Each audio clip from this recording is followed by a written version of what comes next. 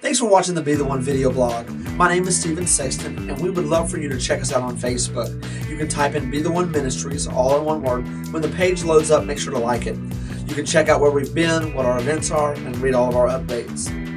Well, a couple of days ago, we had the presidential elections, and I feel like a lot of believers are asking, so what's next? And I just got to tell you that it's in these times that it's really important for us to go back to the Word. In Psalms 121 verse 2, it says, "My help comes from the Lord, maker of heaven and earth."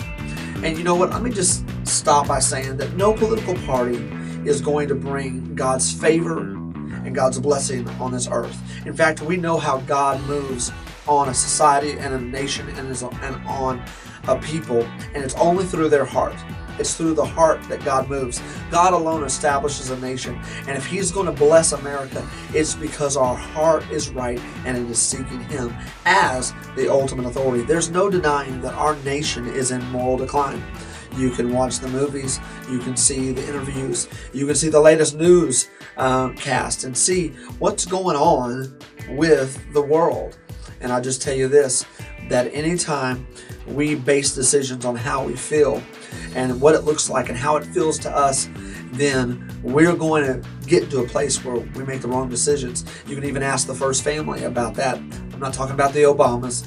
I'm talking about Adam and Eve. They had it made.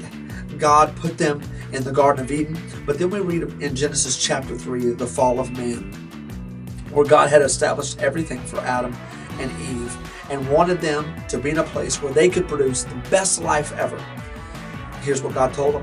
God said, "Adam, you can eat of any fruit of any tree in this garden. But you know what? There's one tree that you can't eat from, one fruit that I don't want you to eat, because when you eat it, it will have terrible consequences in your life, and it will end some things, some relationship. It will end your very life." And so Adam went and lived in this garden. And a lot of people will ask me, "Stephen, why would God put such a challenge and an obstacle in front of Adam and Eve for them to pass through that daily?" Well, let me just tell you this. Every time Adam and Eve walked around and ate the fruit from the trees that God said, "This is acceptable," they were making the choice to accept God as the ultimate authority. "God, your word is good enough for us." And as they ate the fruit, they were blessed, and the garden was starting to expand. God was starting to move, and Adam was being productive. But one day, and we all know the story, how it ended, the serpent came to Eve, and both Eve and Adam went and they ate this forbidden fruit. And as they ate it, something terrible happened. They were disconnected from the Lord. And in fact, God walks in and they can't even see God, and they see each other, and God has to then start a sacrifice in order to get relationship back for Adam and Eve.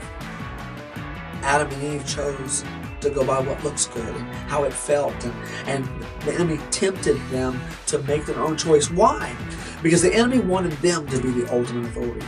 You know, all in our culture, we want to know who should have the last word, who has the last say, and why are you the one that can say the last word? Here's the deal. In our culture, we have chosen man as the ultimate authority. We have the last word. We say it. And so everyone is right in their own eyes, and whatever we say goes. Why do I tell you this story? Because sin always stops us from taking the steps to be the one. Adam was the one. He was supposed to take the garden and expand it all across the world.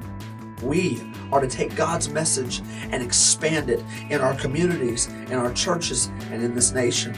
We are the ones. God has birthed you with great purpose. What I want to tell you is make a difference. Make a difference in your home, in your marriage, in your cities, in your college, in your towns. We've got to step up. We've got to engage. And here's how we do it. We do it by first, keeping the right heart. We do it by second, by looking and seeing the opportunities that we can step into and really share the heart of God. 3, we can't be silent. What I'm telling you is this: we are here to make a difference. To be the one means all in. It means to use your voice, your heart, and your effort. If we get full of the wrong fruit, then we're never going to be in the place to have great influence. You can make a difference. You can be the one. Start today.